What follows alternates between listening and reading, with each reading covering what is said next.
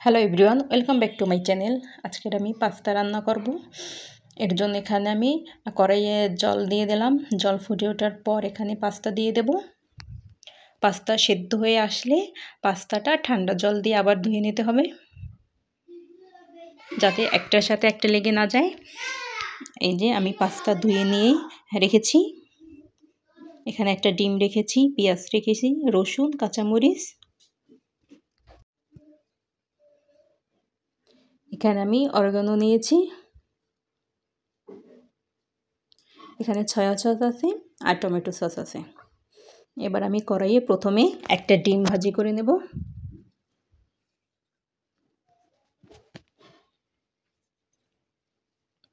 ডিম ভাজি করে তুলে নিয়েছি। এবার সেই কড়াইয়ে আবার তেল দেব। তেল গরম হয়ে আসলে এখানে আমি প্রথমে রসুন দেব।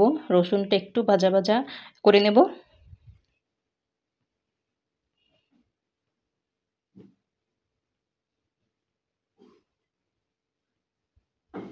এরপর আমি এখানে কাঁচামরিচ দিয়ে দেব। 2টা কাঁচামরিচ আমি কুচি কুচি করে নিয়েছি, যেহেতু বাচ্চার জন্য করব এর জন্য বেশি ঝাল দিলাম না। আর এখানে ডুমো ডুমো করে পেঁয়াজ কেটে নিয়েছি, পেঁয়াজটা দিয়ে দেব। দিয়ে এটা ভালো করে ভেজে নেব। যে ভাজা হয়ে আসছে, এরপর এর ভিতরে আমি সেদ্ধ করে ধুয়ে রাখা পাস্তা দিয়ে দেব। দিয়ে একটু ভালো করে একটু ভাজি করে নেব, যেহেতু একটু জল পড়েছে, জলটা যাতে একটু টেনে যায়। এরপর এর ভিতরে আমি সয়া সস দিয়ে দেব। আমি আমার পরিমাণ মতো দিয়ে দিলাম।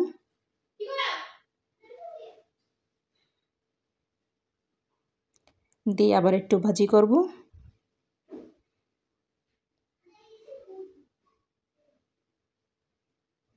এরপর এর ভিতরে আমি অরিগানো দিয়ে দিলাম আর দিয়ে দেব টমেটো সস। দিয়ে এবার এটা ভালো করে মেখে নেব, মানে মেখে বলতে ভেজে নেব, সরি। তারপর আমি ভেজে রাখা ডিম দিয়ে দিচ্ছি।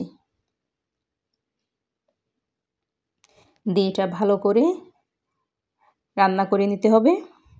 এরপর এখানে আমি পরিমাণ মতো লবণ দিয়ে দেব। আমার একে একে সব উপকরণ দেওয়া শেষ। এই যে আমার পাস্তা রান্না রেডিও প্রায় কমপ্লিট। এবার আমি একটি পাত্রে পাস্তা তুলে নেব। আর আমার চ্যানেলটা একটা লাইক করবেন, একটা সাবস্ক্রাইব করবেন, আর অবশ্যই কমেন্ট করে জানাবেন। Thank you.